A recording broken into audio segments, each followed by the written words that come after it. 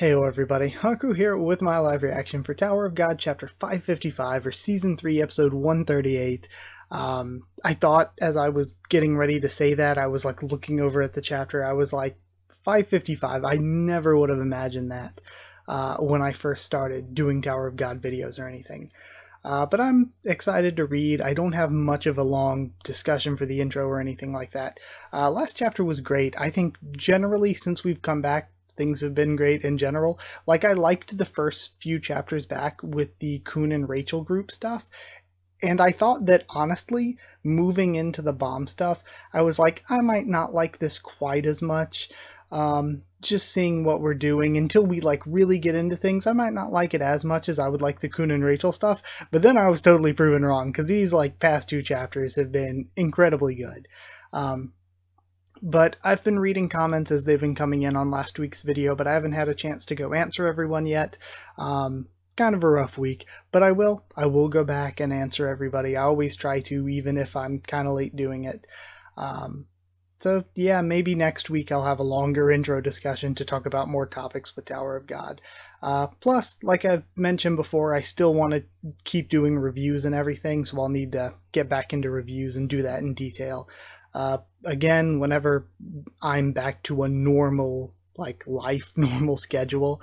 But yeah, other than that, I guess I wanted to say that I'm recording this when the chapter first comes out. Hopefully it'll be up tonight, but if not, it'll be up, you'll be seeing it on Monday.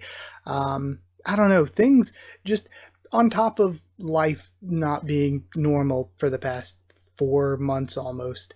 On top of that, my recordings have just been really screwy, so I'm trying to lower the bitrate on this one, see if that maybe helps. I feel like even going back to like old videos and stuff, my file sizes just seem so much smaller than they are now. So I'm trying to mess around with some settings and see if anything works.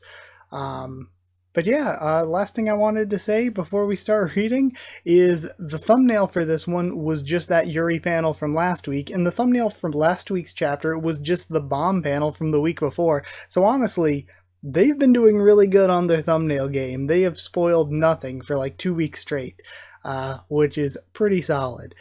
So either way, let's just start reading. We have a few days earlier. Okay, so we're jumping... Oh, never mind. I was going to say we're jumping straight into a flashback, but no, this is going to be the Yuri stuff. An uncharted area in the middle of the tower. And we have warning. This is a shrine to our tribe's sacred god. If you come any closer, you'll receive the worst punishment in the tower. And it's interesting, I liked Kick the Cam Productions discussion on all of this last week. We're warning you, intruder. Like all this stuff, so they apparently don't know who Yuri is. At least not at first glance. And this is an uncharted area. So this is like outside of Zahard's kingdom probably. And there's this cool thing, it's a shrine to their god, who knows who their god is. And like, to talk about some of the stuff that's in the uncharted areas that we've seen, Calavan's homeland was in the uncharted area outside of Zahard's empire, because Zahard's empire, each floor of the tower is like the size of the Americas, I think. So both of them like dual continent sized. So there are areas in the tower that Zahard's empire just hasn't expanded to yet.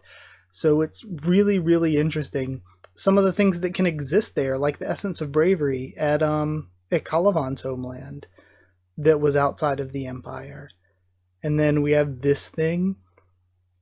And like, I wonder if any of it's going to get into like the flower kingdoms or the mechanical kingdom, because this all looks like they have some crazy technology. These things look like observers, but then remember, gosh, what was it? Pedro said that the purple Dementor was a machine and an observer from a time before scouts. And the first scout is Yuri, so that had to like even predate Genesis potentially, or like probably. So yeah, really interesting. I want to know more about this stuff that's like outside of the empire. And they're saying like the worst punishment in the tower to a princess. You think I want to be here? I'm just following orders. What century are we living in? And there have been people arguing over whether or not that's the real Black March. I kind of hope it is the real Black March though. Just because, like I said last week, I would kind of like if like the 13 months were kept with the princesses, at least for a little bit longer, and with the plot lines going on there. And also because I just think it would be weird for Bomb to have had the Black March for all of the first 137 chapters of Season 3, and for Black March to just be doing nothing. Like, we've seen the panel the past 2 chapters with, like, him and the Leviathan and the Thrissas, and Black March to just, like, be nowhere to be found. So I actually prefer it if Black March is still with Yuri. Don't know when it would have got given back to her. I guess just sometime at the last station before they split off. But yeah, I really personally do hope that she does actually have the real Black March. And then what kind of century are we living in? What kind of person punishes his daughter nowadays with military conscription? And then Zahard's princess, Yuri Zahard. This is practically abuse, conscripted into the army on probation. Let's get this over with. And that's where we ended last time. But now we're seeing breaking news. Basically, the translation, basically saying that Bomb's looking for the participants, or for participants for the Lopobia family's marriage tournament. What? Is that? There's no way. There's no way that that's, like, what? Like, basically, what on earth is this? It's interesting, though. So the language that we're seeing here has to just be, like, Mixeth or Mixethian or whatever, because that ain't Gurian. Like, a couple of those look like actual, like, Japanese, like, kata characters, or, like, kana characters. But not all of them. So, this is just, like, made-up language. But I'm just thinking, like, was there something there that said something? Or, like, did the original Korean just have this little thing that says, basically saying that Bomb's looking for participants? Or did the translator just say, yeah, you get the point? That's just such a weird block of text. And we have, Season 3, Yuri, military... Okay, so we actually get... So we had Hi Yuri Zahard, like, as a title arc before, but we're actually getting a Yuri, segment. That's so cool. What do you think you're doing, intruder? Go away. And we see the same block of text. If you keep ignoring our warning, we'll be forced to attack. And then we see her attacking and cutting the observer in half. I'm just going to call it an observer for now. And then G's not just the observer, but G, like, cuts through the entire altar thing. That's crazy. We have a bunch of random soldiers. It's bait. And they're all coming charging. And they're sort of like orc goblin type people. That news is just bait. Don't give into it, Yuri Zahard. I'm on probation.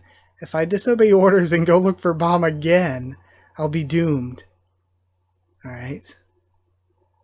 We have this glint of light, and she's running in, pissed. It's a ghost.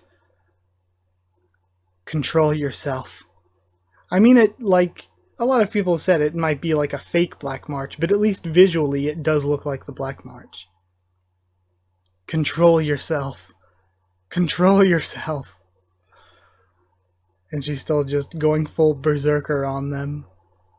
Slaughtering these poor indigenous populations of the tower. Jeez. Control yourself, Yuri Zahard. And then, I can't stand this. I'm going to look for him. We just saw just horrible colonialism, like, not like worse than that, just slaughtering the people who are native to this area and destroying their sacred shrine for the sake of Zahard. The prison where Khun's being kept. Okay, so we're coming back to Khun already. A war among the 10 great families. I don't care if the 2 of them want to fight. But I don't like being caught in the middle. What's going to happen to me? Long time no see. You look surprised. Pobadao. Gastang. And Gastang himself is coming in there. Son of Khun, are you enjoying your stay in prison? What are you doing here? I just came to talk to you for a minute. Relax.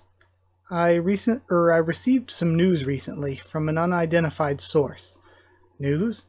It said, the Irregular is currently on Lopobia's battleship. Bombs on Lopobia's battleship? That's right. So we've decided to assemble a special team to infiltrate the battleship and bring the Irregular back. I'd like you to help with this operation as well. What do you say? And see, this makes complete sense. I love the way that the family heads are playing this. So Gaston is like purposefully manipulating things to get the public on his side by sort of pretending that he doesn't know about the Lopobia people on a ship and then exposing them in front of everyone, manipulating the information against them, and then just sort of making it seem like he's the good guy while declaring war. Then on the other side of things, it seems like we don't know exactly what Traumare's planning, but it seems like he's kind of buying time in order to get Bomb on his side into his family so that he'll have two Irregulars to go up against Gaston. And whatever my theory, again, whatever he's planning with Lobadan or Robadan is just to be enough of a distraction to buy enough time in order to let sort of the tournament happen, or at least like pretend to let the tournament happen. We know he's just trying to kill all the people participating and make Bomb join his family anyway, which kind of doesn't really make sense because that would defeat the point. Because the whole point is to try to like get Bomb to join, so it's like killing all the people who came there to compete wouldn't really change Bomb's mind as much as like having the actual competition. So I don't know, it's a bit weird. But now we again have Gaston like, okay, just trying to full on assault the place to take down Bomb is, or like to try to get Bomb back is not going to work. It's not a very good idea. So we're going to have a team to just kind of go in there and take him back to us. So again, I love the way that the family heads are sort of moving here. And he's saying you'd like Kun to help with the operation. What? If you help us with this, we'll forget about all the crimes that you committed against our family, of course. Are you blackmailing me? I prefer to think of it as a deal. Will you do it? Well, I have no problem with going to see Bomb, but I need to know what you intend to do with him. Did you see what was in the book that you read at the book club meeting? You mean that book you mean the book that you burned? Yeah, I saw. It was a ridiculous story. I can see why you might think that, since it's completely different from the history of the 10 great families in Tower that you're familiar with. But what if some of the stories were true? What? What if that book is closer to the truth and our current understanding of history is wrong? What if the Pobedao family's version of history is wrong, and another hidden story of the and there's another hidden story of the past? What if I want to set history straight, and I need the Irregular to do that? What would you say then? This makes no sense. Why would he need Bomb? What do you say? If I ask you why you need Bomb for that, you won't tell me, will you? Of course not. I would think it's because if he's going to expose everything about like how Arlen and the Grace family was hidden from history, and of course V as well, if he's going to expose how that was hidden from history, he would need Bomb there as kind of like proof. But once the war with Lopobia is almost over, you'll find out why I needed that boy, and so will I. So will I. Seeing that I've aroused your curiosity, I assume you've decided to go. Let me introduce you to one of the people you'll be going with. Is it just gonna be Rachel? Oh no, come in, Tiara. Yes, father. Tiara. Pobedao Tiara. I know who that is. Everyone in the 10 great families knows about her. The Pobedao hasn't produced any princesses for Zahard since the En Zahard incident. Tiara was the only person to receive an offer to become one of Zahard's princesses, but she refused. Oh, it's you. Pobedao Tiara, also known as the Pobedao Princess. Are you the regular who's going with me? Hi, that's so cool. I love her design too. That's so cool. You sure are handsome. I've also heard that she's a psychopath. And then we see all these destroyed bodies and monsters. Interesting. I have a feeling this infiltration mission's going to be difficult. The higher-ups and the family are after Bomb. There's going to be some serious bloodshed on the battleship, and that's where we end. That was good. That chapter felt shorter, simpler than the past two. It's really more just building up what's coming next, but I love the introduction of Tiara. Her design's really, really cool. We really haven't seen anything yet to get to actually know about her personality, but I'm really excited for her. We got to see more of the Yuri stuff, which I think is really, really, really cool. I mean, I feel bad for all those poor people she just killed who were just kind of defending their own place. Yeah, I liked seeing more of the Yuri stuff. Of course, she's gonna show up to the tournament, so we have to see how that's going to go because she's a high ranker. The Tiara and Kun infiltration mission, I am very excited for. I love the idea of this small team with Kun and the rest kind of sneaking in to just try to grab Bomb and leave. They might even have to be like, hey, she's going to compete, and like kind of play along with the tournament a little in order to get in there and try to get him out. But I actually think, because I wasn't expecting that, that's a different twist on what's going on right now that I like a lot, because it keeps Kun, and if any of the other teammates go with him, like if Rak goes with him, it keeps them involved in the story, which I think is a really good thing, to not just sideline all of Kun's group while we're doing the Bomb tournament stuff.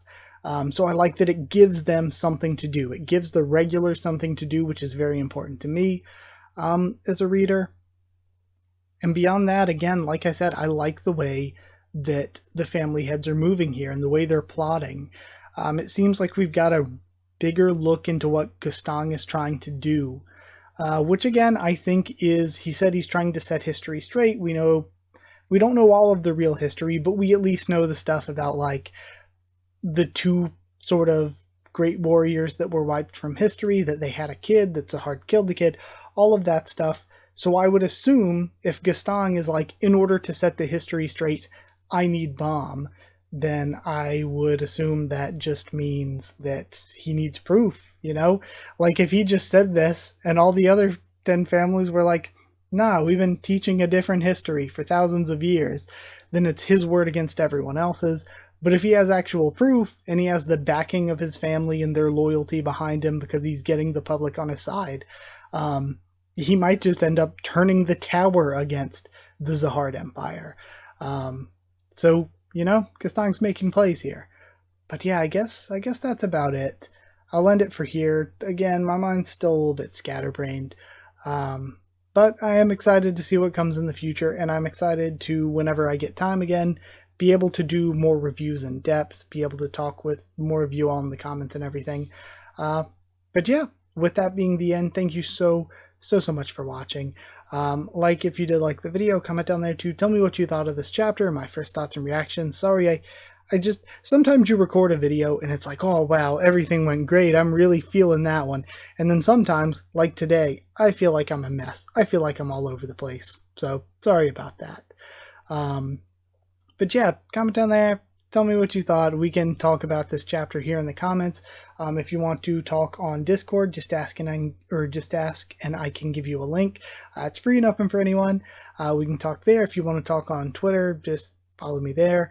And if you'd like to help support the channel, to help me keep making videos, it's patreon.com/HakuOfTheTubes, or a link will be in the description. Or if you want to help support by being a channel member, it helps as well. Just hit join down below the video. Huge thank you to people who have been patrons and channel members through this time when I basically haven't been able to make videos. I mean, I've still been trying to do as much as I possibly physically can, which is why you're still getting these Tower of God videos. So I'm trying my hardest. But whenever I get back to just actually having a normal life, then yeah, we'll be getting a lot more. So yeah. Either way, thank you to people who are already patrons and channel members. Sorry again, I've been so busy that I haven't even updated this.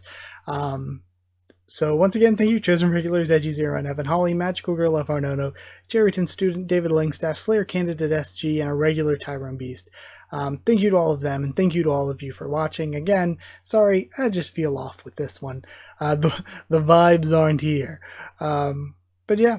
Either way, thank you, and I'll see you all next time.